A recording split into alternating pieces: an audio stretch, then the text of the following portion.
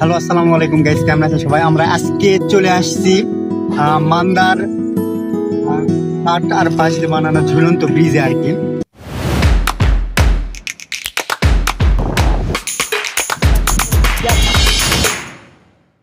আমরা মূলত চলে গিয়েছিলাম মান্দার কাঠের ব্রিজ দেখার জন্য।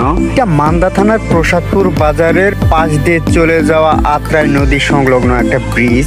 ব্রিজটি পুরোপুরি নাকি কাঠ দিয়ে বানানো, এই জন্যই দেখতে চলে গেলাম আমি আর আমার খালাতো ভাই। ফেরিঘাট থেকে একদমই দক্ষিণে চলে গিয়েছে এই রাস্তাটা। একটুখানি ড্রাইভ করার পর আমরা চলে আসি সে আমাদের গন্তব্যস্থানে কাঠের ব্রিজে।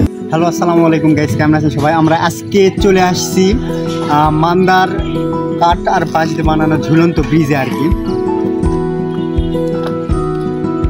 এইটা মূলত প্রসাদপুর বাজারে, এটা আত্রাই নদী, মানে আত্রাই নদীর উপরে যে কাঠের আর বাঁশ দিয়ে মানে মিশ্রিতভাবে বানানো হয়েছে ব্রিজ আর কি। আর এইটার মূলত এটা একজন মালিকানাভুক্ত, যার কারণে এখান থেকে বাইক চলাচল করলে ট্যাক্স নিচ্ছে আর কি। এখান থেকে কোনো বাইক যেতে লাগলে প্রচুর পরিমাণে হুমকি অনুভব হয়, যেটার কারণে আমরা ক্যামেরা অফ করছিলাম। এখানে মানুষ দিন এবং রাতে অনবরত চলাচল করে। এই ব্রিজের আমি মোটামুটি মাঝখানে চলে আসছি আর কি। এদিকে একটা প্রসাদপুর একটা মন্দির আছে, এটাও একটা মালিকানাভুক্ত।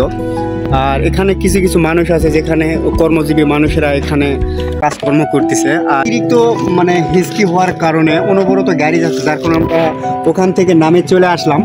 আমরা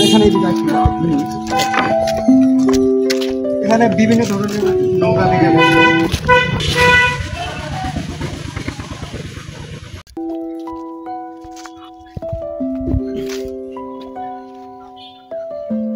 যাই হোক, জায়গাটা কেমন লাগলো জানাবেন আমাদের কমেন্টের মাধ্যমে। জায়গাটার নাম আমি আরেকবার বলেছি, নওগাঁ জেলার মান্দা থানা প্রসাদপুর ইউনিয়নের এই জায়গা, এটা প্রসাদপুর বাজারেই আর কি। এই ব্রিজটা প্রসাদপুর বাজারেই, প্রসাদপুর ইউনিয়ন প্রসাদপুর বাজারেই। যদি ঝুলন্ত কাঠের ব্রিজ দেখার যদি ইচ্ছে হয় তাহলে চলে আসবেন এখানে। আর ওখানে দেখুন পুকুরে পানি খাচ্ছে।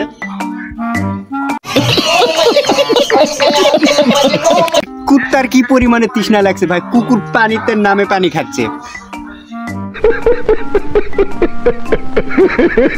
আমাদের এগুলা পাগলা ছাগলা ব্লগ এখানেই আমি শেষ করলাম। ভালো থাকবেন, সুস্থ থাকবেন, আল্লাহ হাফেজ। এই থামো আরেকটা ভিডিও ক্লিপস বাকি আছে। এই যে আমি হাঁটে হাঁটে চলে যাচ্ছি আর ক্যামেরাম্যানকে ডাকতেছি, এটাই।